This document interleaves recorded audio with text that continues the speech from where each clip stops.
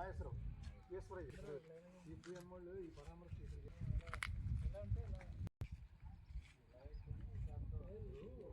కాలేజీలు అయ్యి నిర్మాణం పూర్తయిపోయి క్లాస్ ప్రారంభమైపోయి కొన్ని ఉన్నాయి ఆల్రెడీ 7 కాలేజీలు అయినాయండి 7 అంటే మిగిలిన 10 ఇప్పుడు ఎత్తున్నాడు కదా బిల్డింగ్ కడతారంటారా పైన స్లాబ్ కలిపి వచ్చేస్తుంది ఇవన్నీ ఎంబీబీఎస్ ఇవన్నీ పీజీ ఏమో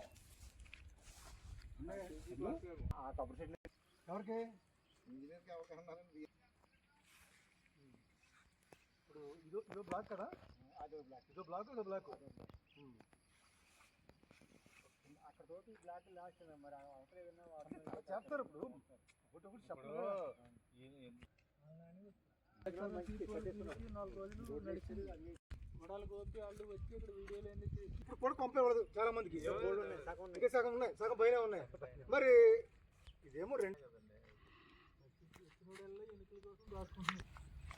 పాలకొల్లు సమీపంలోని దగ్గులు గ్రామంలో మెడికల్ కాలేజీని నిర్మాణం జరుగుతూ ఉంది.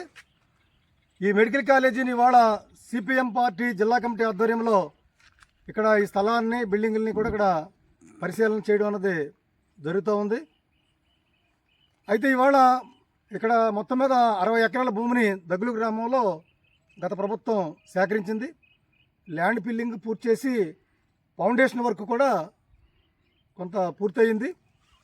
అయితే గత సంవత్సరాల కాలంగా ఏదైతే ఈ ప్రభుత్వం అధికారంలోకి వచ్చిందో ఈ ప్రభుత్వం అధికారంలోకి వచ్చిన తర్వాత మొత్తం ఈ పనులన్నీ కూడా ఎక్కడెక్కడ ఆగిపోయినట్టుగానే కనపడుతుంది. అంటే అంతకుముందు సంవత్సరం పాటు మాత్రమే పని నడిచింది. ఈ సంవత్సరాల కాలంలో పని పూర్తవలేదు. అక్కడ బోర్డు పెట్టారు 25 ఆగస్టు 2 తారీఖు కల్లా 30 నెలల్లో మొత్తం వర్క్ పూర్తి చేస్తామని చెప్పేసి బోర్డు పెట్టారు.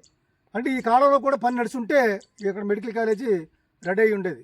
కానీ ఇవాళ ఈ ప్రభుత్వం దీన్ని నిర్లక్ష్యం చేసింది. కానీ అత్యంత అందరూ కూడా ఖండించాల్సింది వ్యతిరేకించాల్సిన విషయం ఏంటంటే ఇవాళ ప్రభుత్వ రంగంలో మెడికల్ కాలేజీల కోసం భూములు కొని అలాగే నిర్మాణం కోసం ఇప్పటికే కొంత డబ్బు ఖర్చు పెట్టిన తర్వాత మరలా ఈ మెడికల్ కాలేజీలని మేము పీపీపీ పేరు మీద మేము ప్రైవేటు పార్ట్నర్షిప్ ఇస్తామని చెప్పేసి చెప్పడం అంటే ఇది పూర్తిగా ప్రైవేటు వ్యక్తులకి మెడికల్ కాలేజీలని కట్టబెట్టడం తప్ప మరొకటి కాదు. ఇప్పటికే విద్యారంగం ప్రైవేటీకరణ అయిపోవడం వల్ల ఎల్కేజీ దగ్గర నుంచి పీజీ వరకు ఇవాళ తల్లిదండ్రులు పిల్లలు చదివించలేక లక్షల రూపాయలు అప్పులు పాలే పరిస్థితి ఉంది. ఇవాళ ప్రతి ఒక్కరు కూడా తమ బిడ్డ కూలీగా ఉండకూడదు, తమ బిడ్డ కార్మికుడిగా ఉండకూడదు, తమ బిడ్డ పేదవాడికి ఉండకూడదని చెప్పేసి ప్రతి బిడ్డ తండ్రి కూడా తల్లి కూడా వాళ్ళ అప్పులు పాలైనా తిని తినక కూడా బిడ్డల్ని అప్పులు చేసి వాళ్ళ చదివించే పరిస్థితి ఉంది. అలాగే ఇవాళ ఇటువంటి వైద్య విద్యని చదివించాలంటే పేద సామాన్య తరగతులకి సాధ్యమయ్యే పని కాదు. అది లక్షల కోట్ల రూపాయల్లో అయ్యే పరిస్థితి ఉంటుంది. ఇటువంటి పరిస్థితుల్లో ప్రభుత్వం ఆధ్వర్యంలోనే వైద్య విద్యని మరింత అభివృద్ధి చేయాల్సి పోయి ఇవాళ ఈ కూటమి ప్రభుత్వం ఇవాళ రాష్ట్రంలో ఉన్నటువంటి 10 కాలేజీలని కూడా మేము ప్రైవేట్ పరం పీపీ దానికి మేము ప్రైవేటీకరం కాదు మేము పీపీ చేస్తామని చెప్పేసి చెప్తా ఉంది. ఇలా చెప్పినప్పటికి కూడా అది ప్రైవేట్ వ్యక్తులకి అప్పచెప్పడం తప్ప మరొకటి కాదు. ఇవాళ ఆ రకంగా ప్రైవేట్ వ్యక్తులకి దీంట్లో పెట్టుబడులు పెట్టడం అంటే లాభాల కోసం దీంట్లోకి వస్తారు తప్ప సమాజ సేవ చేయడం కోసం రారు. కాబట్టి ఇవాళ రాబోయే కాలంలో ఇవాళ 2 రకాలుగా నష్టం జరుగుతుంది. ఒకటి సామాజిక న్యాయం ఏదైతే ఉందో సామాజిక న్యాయానికి ఇబ్బంది వస్తుంది. రెండోది ధనవంతులకే సీట్లు ఉంటాయి తప్ప పేదలకి దీంట్లో సీట్లు ఉండే పరిస్థితి ఉండదు. కాబట్టి ఇవాళ మేము ప్రభుత్వాన్ని డిమాండ్ చేస్తూ ఉన్నాం. గత ప్రభుత్వం ఏదైతే స్థలం సేకరించి పిల్లింగ్ చేసి కొంత వర్క్ ఏదైతే ఫౌండేషన్ వర్క్ చేసిందో తదుపరి వర్క్ని ఈ ప్రభుత్వం పూర్తి చేసి అది ప్రభుత్వ ఆధ్వర్యంలోనే ఈ కాలేజీలు నడపాలి తప్ప మీరు పీపీపీ పేరుతోటి మీరు ప్రైవేట్ వ్యక్తులకు అప్పచెప్తామంటే ఇది పేద ప్రజలకే ద్రోహం చేయడం తప్ప మరొకటి కాదు.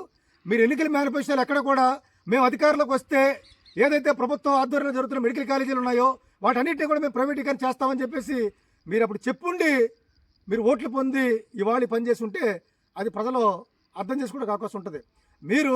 మేము పెన్షన్ ఇస్తాము, లేకపోతే మహిళలకి బస్సు ఎక్కిస్తాము, లేకపోతే 3,000 రూపాయలు నిరుద్యోగ భృతి ఇస్తాము, దాంతోపాటుగా ప్రతి ఆడబిడ్డకి కూడా 19 ఏళ్ళ దగ్గర నుంచి 60 ఏళ్ళ లోపు 59 ఏళ్ళ లోపు ఉన్న వాళ్ళందరికీ కూడా నెలకి 1500 రూపాయలు ఇస్తామని చెప్పేసి మీరు వాగ్దానం చేశారు.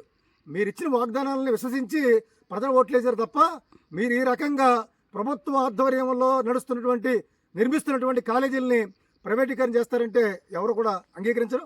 కాబట్టి ప్రభుత్వం ఏదైతే ప్రైవేటు వ్యక్తులకు అప్పచెప్పాలని నిర్ణయం ఉందో దాన్ని తక్షణమే ఉపసంహరించుకొని ప్రభుత్వమే నిధులు కేటాయించి ఈ నిర్మాణం చేపట్టి ప్రభుత్వ రంగంలోని వైద్యాన్ని అందించాలని చెప్పేసి ఈ సందర్భంగా మేము డిమాండ్ చేస్తూ ఉన్నాం.